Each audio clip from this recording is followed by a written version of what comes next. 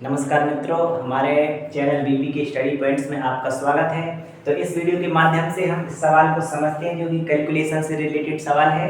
ठीक है, तो इस सवाल में क्या पूछा गया है, यहाँ घात में 2x - 1 लिखा है, x का मान पूछा गया है। तो आपको इसे ध्यानपूर्वक समझना है। ठीक है, इस तरह के सवाल बहुत ज़्यादा ऑप्शन में पूछता रहता है। तो देखना है कि यहाँ जब भी सवाल में कहीं पर घातों का मान पूछे, यदि घातों का मान पूछे तो आपको आधार बराबर करने हैं। ठीक है, देखो इस फॉर्मेट में जब सवाल बनेगा जैसे a की पावर x बराबर a की पावर 4, तो यहाँ पर देखिए आधार बराबर कर दिए गए हैं। तो आधार यदि बराबर हो जाते तो कट जाते हैं और हमारी x की वैल्यू 4 आ जाएगी। ठीक है, तो ये एक आपको नमूना बताया गया है कि कितना भी बड़ा सवाल हो आपको परेशान नहीं होना है कि हम इसको लगाना कैसे शुरू करें।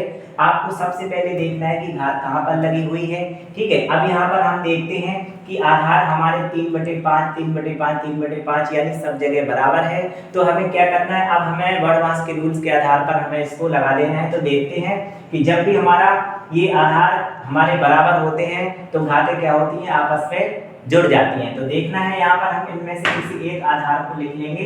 ठीक है, और यहाँ 3 लिखा हुआ है और यहाँ माइनस की घात पहले से लगी है तो माइनस का यहाँ पर 6 लिख लेंगे बराबर 3/5 और यहाँ पर हमारा क्या लिखा हुआ है 2x - 1 पहले से लिखा हुआ है तो इसको हम लिख लेंगे। ठीक है, अब देखिए हमारे ये 3/5 3/5 आधार बराबर हो गए तो हम इनको काट देंगे। यहाँ 6 में से 3 गए तो -3 बचा बराबर यहाँ 2x - 1 के है। इस 3 को हम उधर ले जाएंगे तो ये माइनस का 3 है, उधर प्लस का चला जाएगा तो 3 में से 2 गए, 3 में से 1 गया तो माइनस का 2 बचेगा बराबर की 2x। 2 से इसमें 2 में भाग देंगे तो माइनस का 1, x बराबर माइनस का 1 आएगा। तो इस तरह से आप इस सवाल को बड़ी आसानी से ध्यानपूर्वक सॉल्व कर सकते हैं। यहाँ विशेष तौर पे हम चिन्हों का विशेष ध्यान देंगे।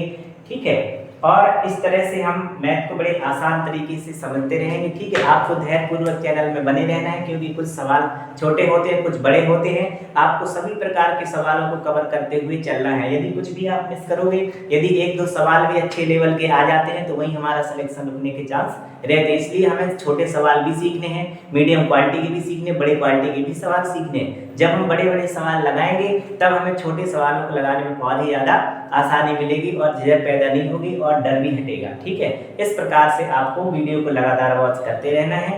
मैथ में किसी भी प्रकार की समस्या हो या रीजनिंग में हो, आप हमसे जुड़े रहें और अपनी समस्याएं व्यक्त करते रहें। हमारी जिम्मेदारी है कि आपको मैथ बड़े आसान भाषा में, बड़े सरल भाषा में आपको हम सिखाएंगे। ठीक है, इस प्रकार से आप अगले वीडियो का इंतजार करें जिसमें हम और बेहतरीन सवाल लेके आएंगे। ठीक है, तो आगे जुड़े रहें और हमारे चैनल को लाइक, सब्सक्राइब और शेयर भी करते रहें। जो अभी नए हैं वो सब्सक्राइब जरूर करें।